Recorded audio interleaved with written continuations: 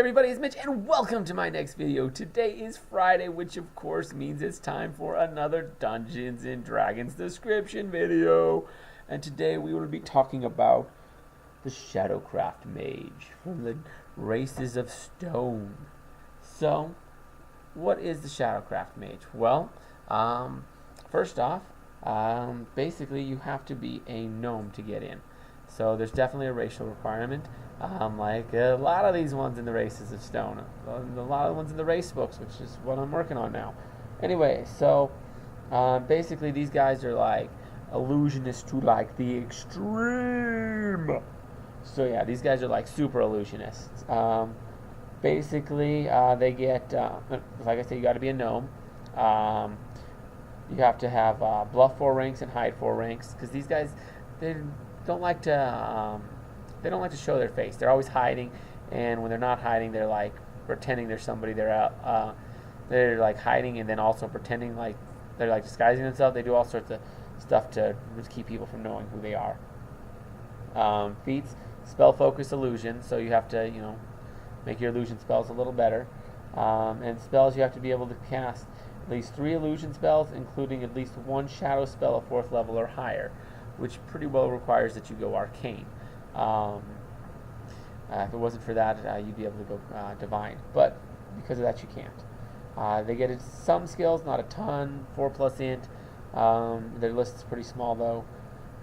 Let's see. What else do they get? They get an existing spell class each level, so like generally illusionist. You can also go bard, but it doesn't work as well with bard, in all honesty. I'll get to why in a second.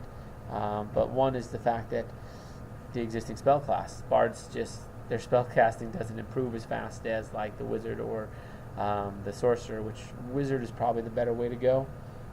They also have a poor base attack, so that kind of sucks. Definitely a caster class.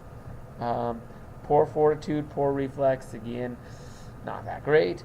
They have a good will, so that's all right. Hit dice of 4. So these guys are a major caster class.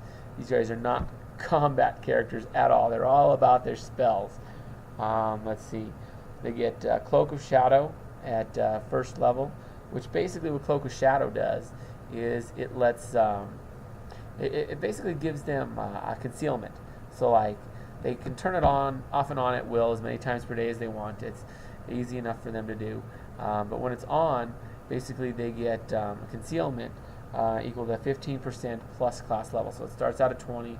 By the time they get to 5th level, it gets to like, let's see, 5 times 25. So what, 40% mischance by 5th level. So it goes up a fair amount, which is kind of, it's pretty good. They can turn it off and on. Dark, if you can have dark vision, that doesn't help any. Same with low light vision. Although if you can see in magical darkness or you have true seeing, then their shadow doesn't work against you. So that's how that works. They get silent illusion, this is why you don't want bard, because your illusion spells are all automatically counted as if they were hit by the meta magic feat silent spell, which although you don't have to add any of those special things, it's just automatic, which is pretty cool. But it doesn't work with bard spells because bard spells require sound. That's how they cast them. So for the most part, depending on how you want to do it, but they cast them with their perform. So yeah, not the best option. They also get Shadow Illusion, which is really nice. Shadow Illusion has what's really cool about it is they can actually take certain illusion spells and make them partially real. The spells that they can do this with are Silent Image, Minor Image, Major Image, and Persistent Image. And basically what they can do with these is they can take these spells and be like, okay, so I'm going to copy a spell that's 1 level lower than that particular spell. I'm going to use this spell to copy a spell that's 1 level lower and make it somewhat real, which basically how real it is like Minor Image is a 1st level spell. So you can use it to copy 0 level spells and make them 10% real. Then of course Persistent Image is a 6th level spell, and you can copy 5th level spells and make them 60% real. So even if they succeed on their will for disbelief, they're like, ah crap, it's still partially real, so it still actually hurts you. So that's actually pretty cool. They get extended illusions, so all their illusion spells last twice as long.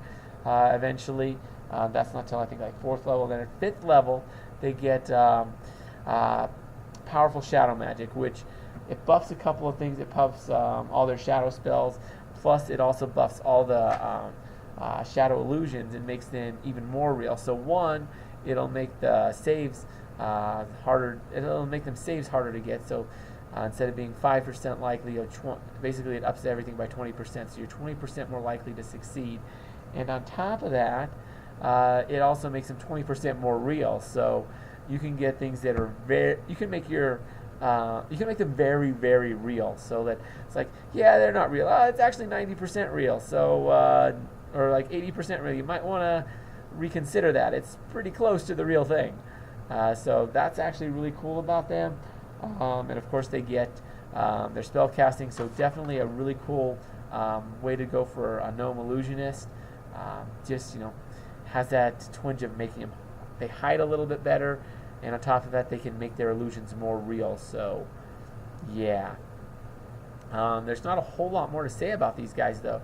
If you guys got anything you want to add, like any other types of character builds you want to go, you would consider with that, definitely love to hear from you guys down in the comments below. So definitely leave me a comment there. Also, if you're new to the channel, you haven't subscribed yet, definitely consider hitting that subscribe button, because we got another one of these videos every week. So if you really want to learn all about Dungeons & Dragons, definitely want to hit subscribe. I've already done all the core ones. I'm just working on all the expanded stuff now. So definitely check that out.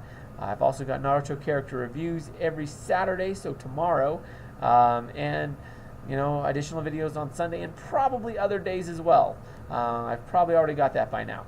But anyways, that's really all I've got to say about this at the moment. So I'm Mitch. I'll be seeing you.